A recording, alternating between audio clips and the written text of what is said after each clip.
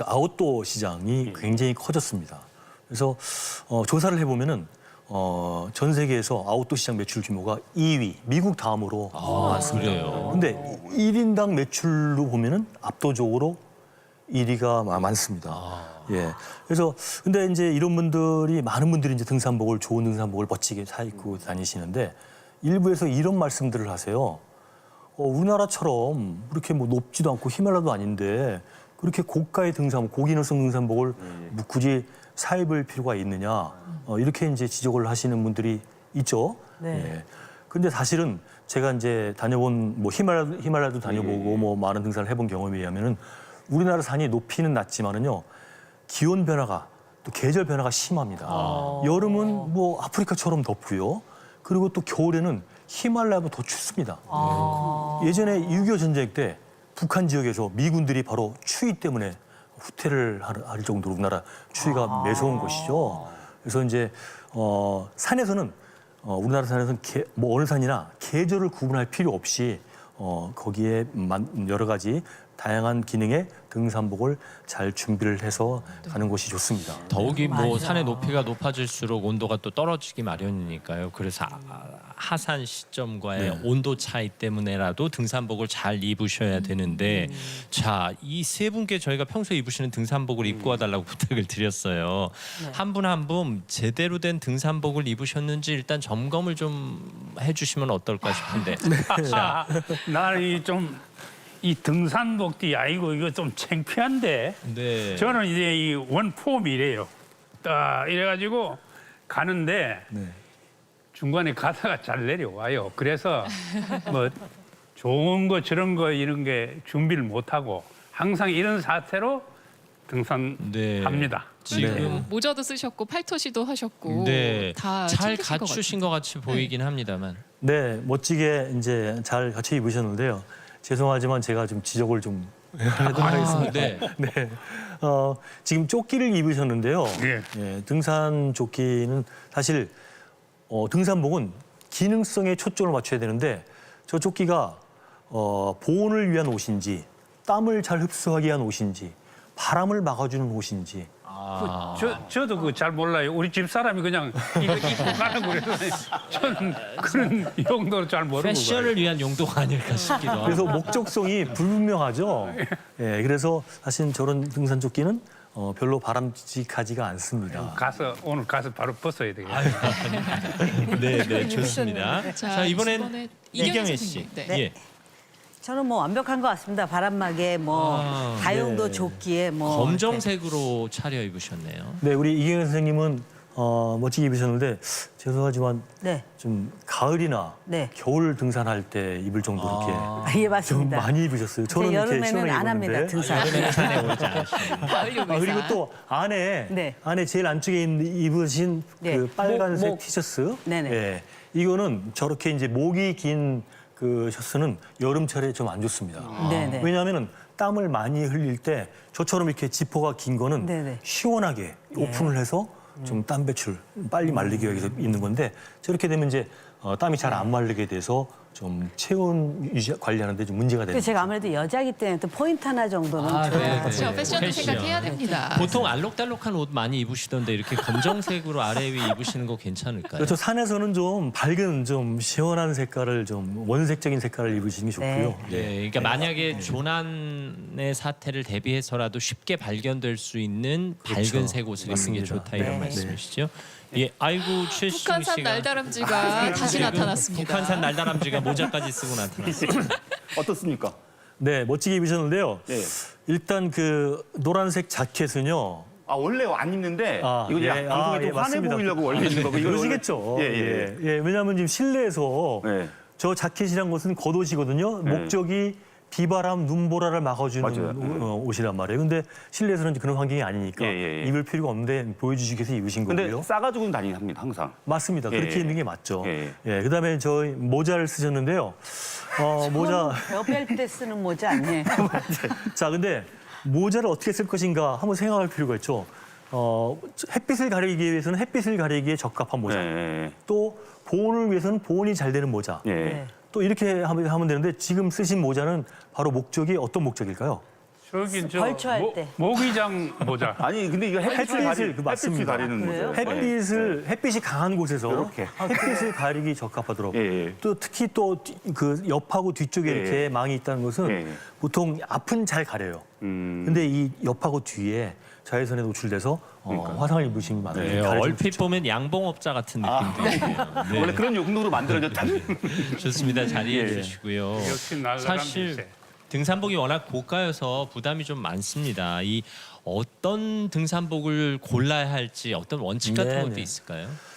등산복 요즘 고가의 등산복이 너무 많아서 사실 부담되기도 합니다. 그런데 등산복이란 것이 꼭 그렇게 비싼 것만 좋은 건 아닙니다. 등산복을 고르실 때는요, 내가 어떠한 목적의 옷을 살 것인가를 정하고 그 핵심 기능에 초점을 맞춘 등산복을 고르시면 되는 겁니다. 사실 평상복 가운데서도 적합한 옷들이 있어요. 그래서 평상복이든 등산복이든 옷이란 것은 이게 화면에 보듯이 세 가지 종류로 구분되어 있습니다. 네. 자, 제일 첫 번째 속옷은 피부와 직접 접촉을 하는 옷인데 이것을 입는 목적은 땀을 잘 흡수하고 빨리 말리게 할 목적으로. 뭐 적합한 소재는 쿨맥스라는 게 있죠. 예. 그다음에 이제 요 위에 보온을 위해서 두툼한 옷을 입는 옷이 바로 보온 옷이란 거예요. 보온 옷은 두툼해서 보온 기능도 있고 또 통기성도 있어서 땀 배출도 되고 이렇게 돼야 되는 거죠.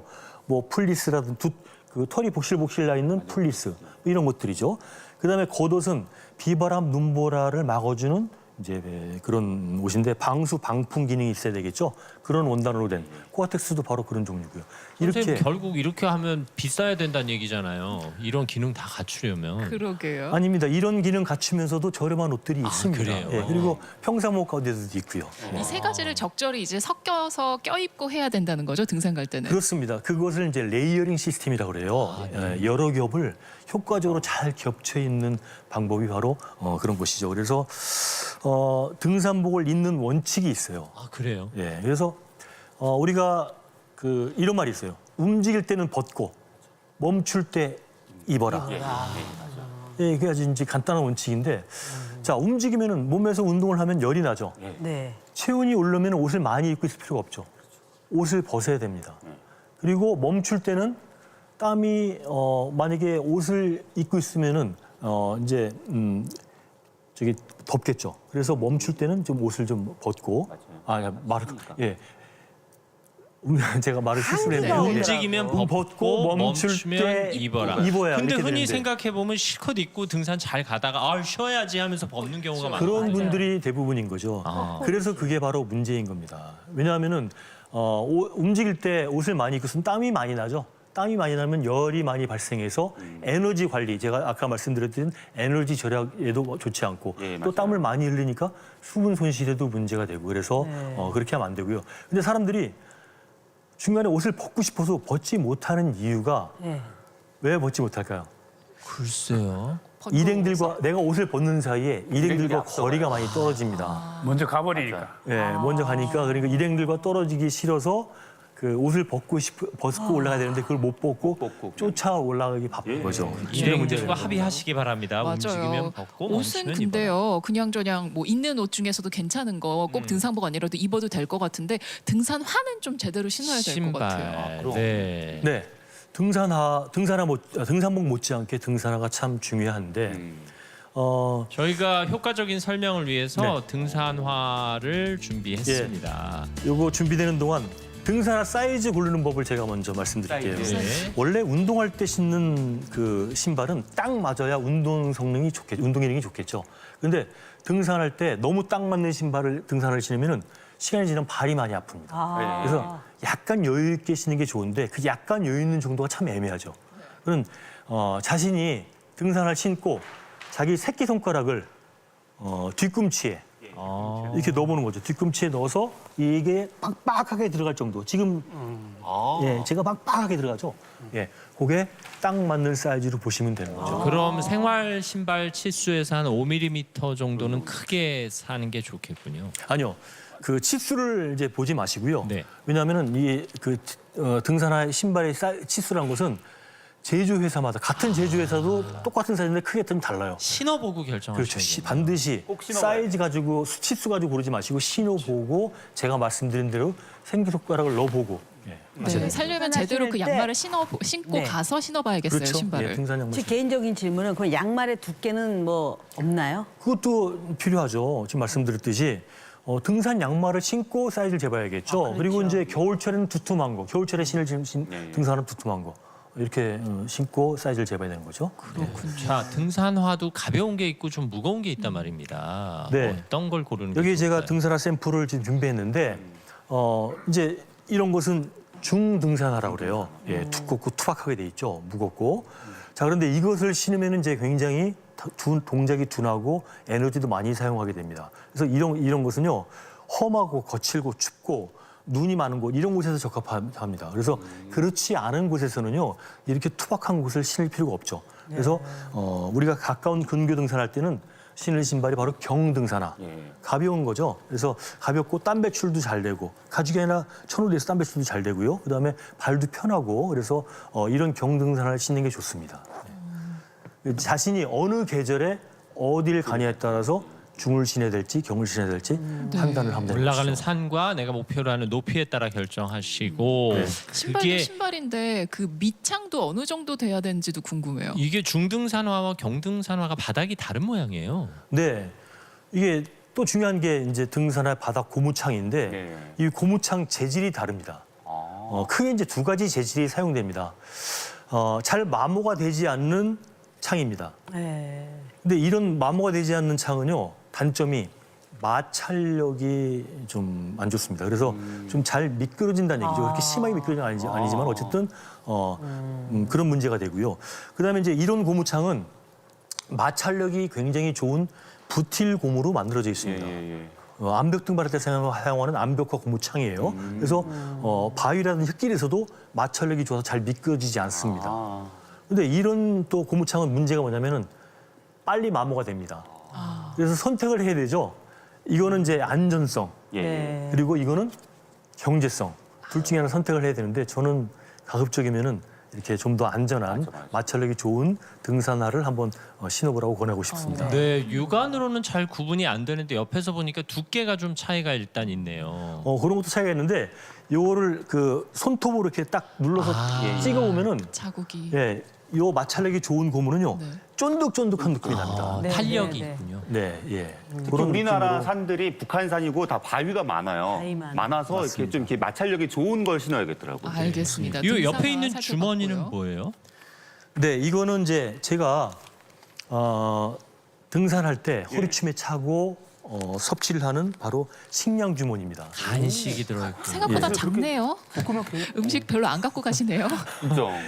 예, 왜냐하면 허리춤에 차야 되니까 너무 또 배낭 안에 또 여분에 또 식량이 많이 들어있죠. 예, 이렇게. 자, 이거를 허리에 차고요. 네, 허리춤에 찹니다. 예. 허리춤에 차고 뭐가 들어 있을까요, 저 주머니에? 이제 걸어가면서 이제 섭취하면 걸어가면서 섭취하는 게 굉장히 중요합니다. 왜냐하면 많은 분들이 식량을 배낭에 넣어갖고 다니잖아요. 네. 그러다 보니까 사람마다 체력 차이가 나고 어떤 사람은 빨리 배고프고 막 이러죠.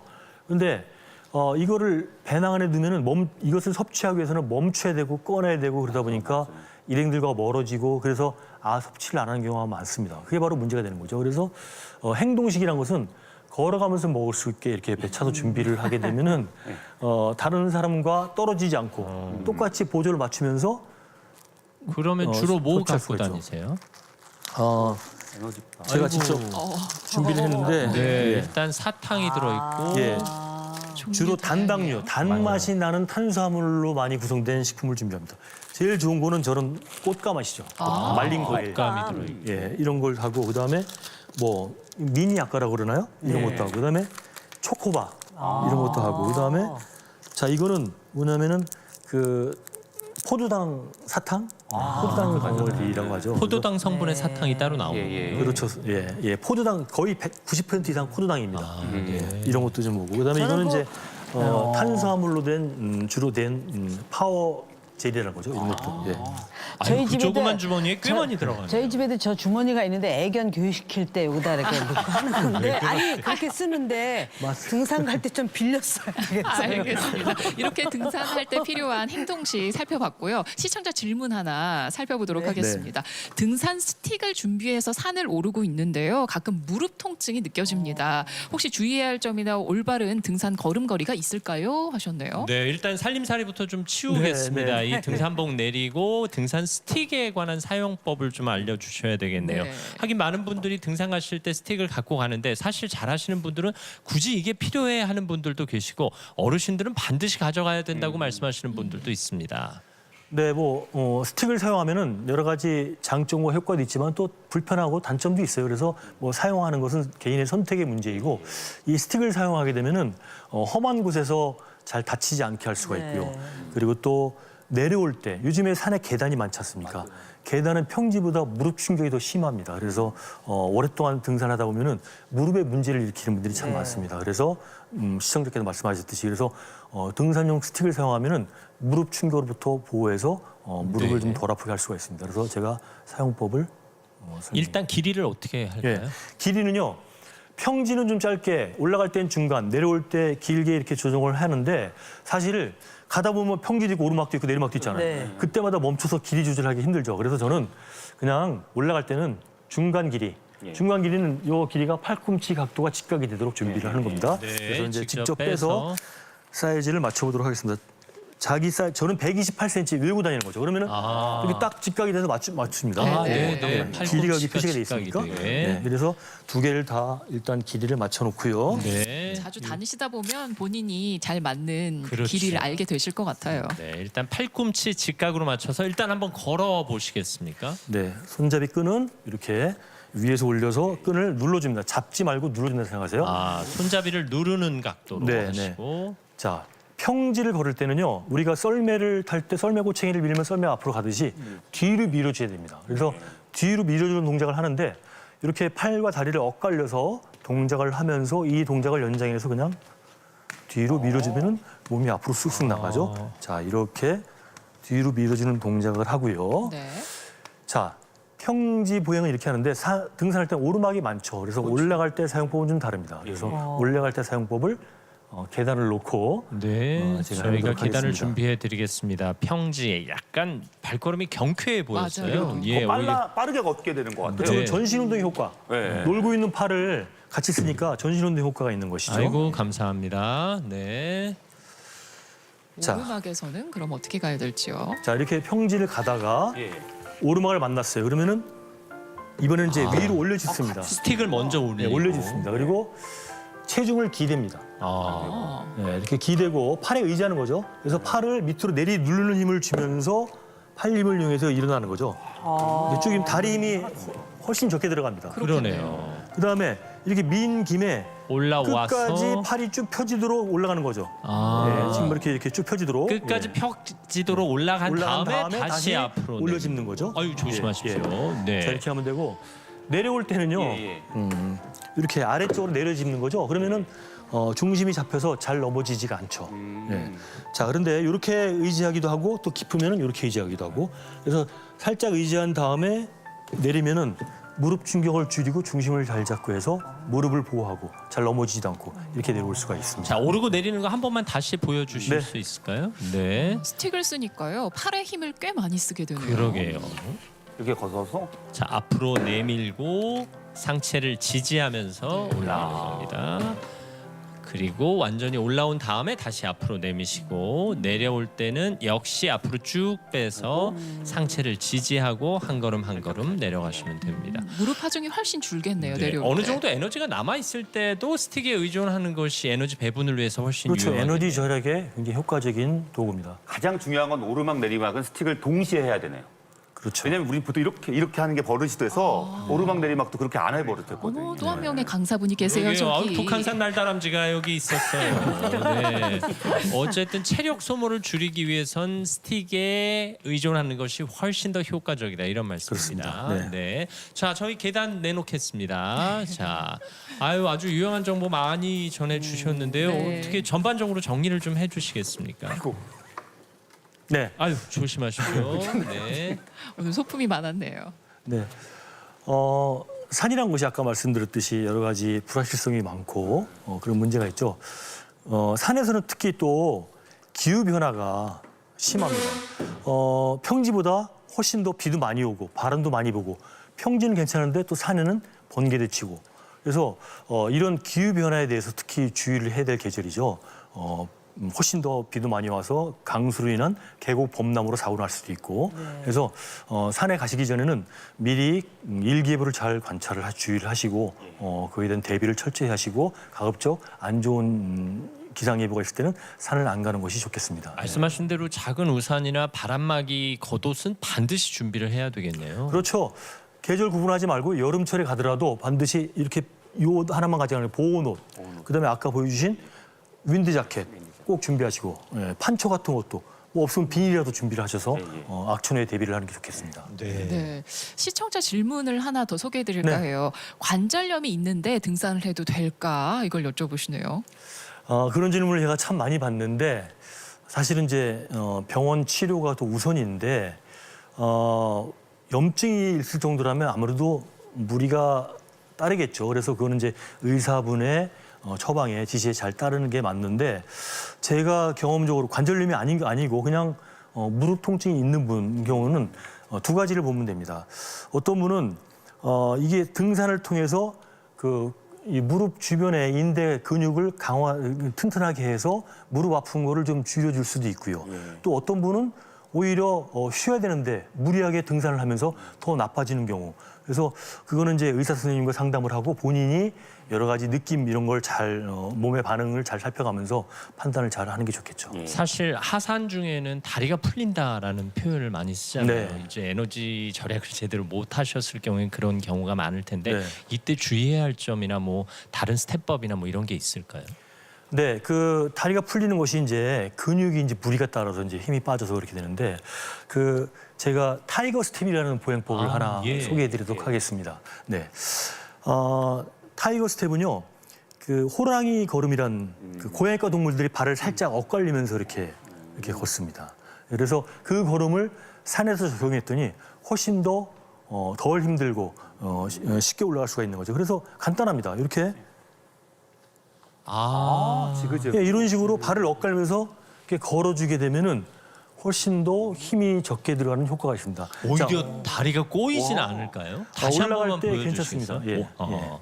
자, 이렇게 안쪽으로 다리가 들어오게. 네, 엇갈리게 이렇게 덩실덩실하면서 이렇게. 네. 네. 산에 가면 한번 해봐야겠네요. 왜 그런지는 제가 시간 관계상 설명을 생략하고 한번 해보세요. 해보시면은 확실히 힘이 적게 들어가는구나 이렇게 느낄 수가 있습니다. 네, 천천히 연습해 보시면 좋겠습니다. 아유, 평지에서는 하지 마세요. 사람들이 없으니까. 알겠습니다.